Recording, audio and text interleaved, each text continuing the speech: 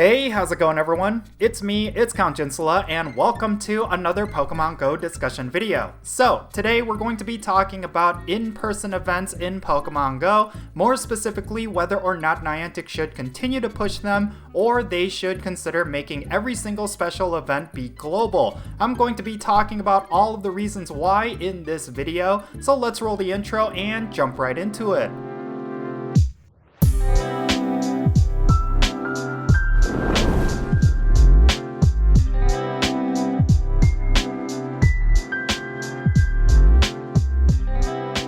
Okay, so the purpose behind this discussion video is pretty simple. This year, Niantic is creating a lot of incentives for you to go out and play outdoors. They're seemingly going back to how things were before the pandemic. And one of the things that they are reverting back is, of course, in regards to special events. We saw our first Safari Zone in a couple of years happen just recently in Seville, Spain, and it does look like that event was a huge success. But of course, there was a lot of people in the community that were complaining about FOMO and different things like that, and I can totally understand that because that's always been a thing with Safari Zones and Pokemon Go Fest. Speaking of which, there's going to be 3 in-person Go Fest events this year, and that is on top of a global event that anyone can enjoy as long as you buy a ticket. Now, I think this is worth discussing whether or not Niantic should continue to have in-person events, especially in a post-pandemic world, mainly because for the last couple of years, they've created this precedent that you really do not have to go to an in-person location in order to enjoy these events. But of course, for them to go completely backwards on that, it's going to be pretty jarring for a bunch of those players who got used to in-game events being fully global. I honestly think it's a give and take. I mean, back in the day when Pokemon Go Fest was something you had to go to, it did create a lot of memorable experiences. The fact that I got to meet other content creators through a special event, that was definitely something I will never forget.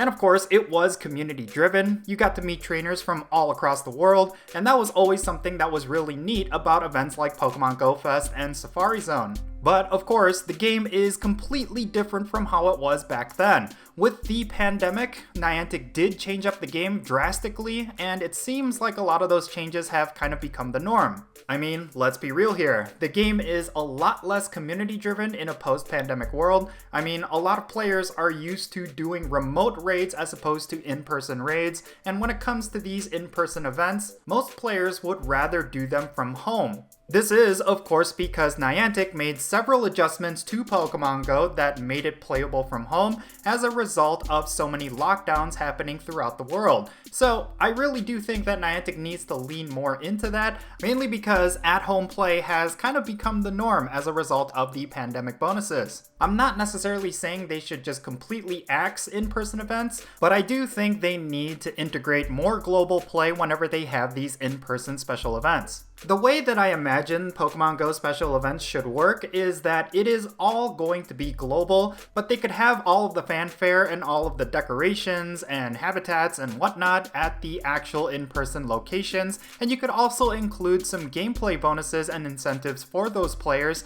that they could only enjoy if they are actually on location. Like, for example, for the Safari Zone that we just had in Seville, I think it would have been really cool if you could get all of the spawn rates and the special research bonuses anywhere as long as you bought the ticket. But if you decide to buy a special ticket that was specific to the location, then you can get additional perks and you could enjoy the community aspect. Basically, it's going to be accessible for everyone, but there are going to be optional bonuses for those who decide to actually travel. That way, you do not have a situation like what we just had with Seville, where players who decided not to travel to Seville were not feeling a sense of major FOMO. I mean, of course, FOMO is always going to be a part of Pokemon Go, regardless of whatever the gameplay is. There are certain players who will get certain Pokemon and certain shinies that other players will not get, regardless if it's from an event or if it's because of sheer luck. That's just a natural aspect of this game, and I totally recognize that. But it's like I said, the game is completely different from how it was just 2 years ago,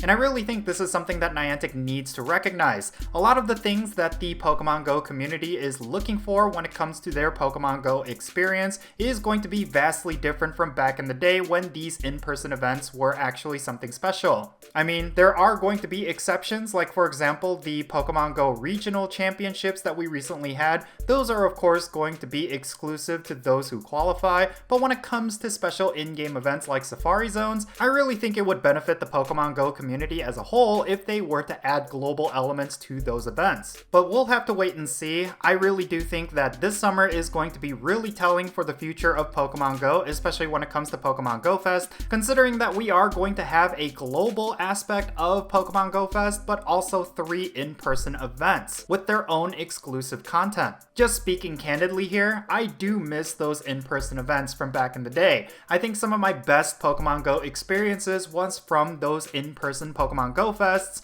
and of course, whenever we had the global Pokemon Go Fests, I still went out to locations that had huge meetups and really enjoyed the community aspects of those events. But I think the key difference was that those events still had a global aspect to them, whereas you could play it from home if you chose to do so. Not only did that increase the engagement of those events, but I did see that a lot of players were just enjoying their time regardless if they were at the big meetups or if they were just at home because they were in lockdown. Of course, we are in a post-pandemic world, so it's not like we have lockdowns and quarantines happening in all over the world, so I still think it's not a bad idea to have in-person events. I just think those in-person events should also have a global aspect to it, more specifically an option for players to be able to enjoy some of the perks of those events even if they are not at the location.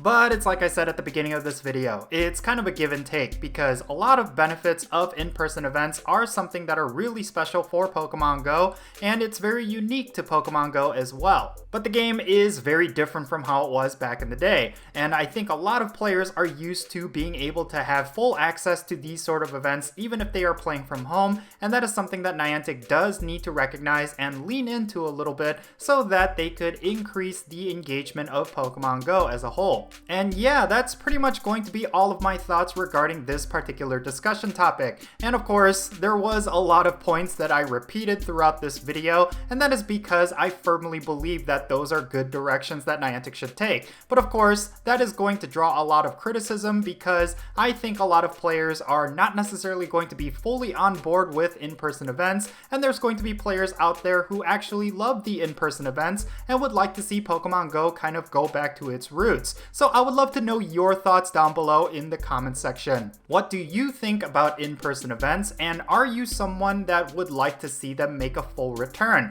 Or are you someone that would not like to see any of them in the future? Definitely share why, and let's have a great discussion. And if you ended up enjoying this video and found it to be enjoyable, do hit that like button and subscribe if it's your first time here, and don't forget that little bell so you stay up to date on whenever I upload videos. And I want to give a quick shout out to my patrons on Patreon. You make this channel content possible. If you want to support this channel in any way, then do consider checking out the links in the description below. And yeah, that's going to be it. I'm Count Jinsula. Be safe, have fun, love yourself, and I'll catch you all later.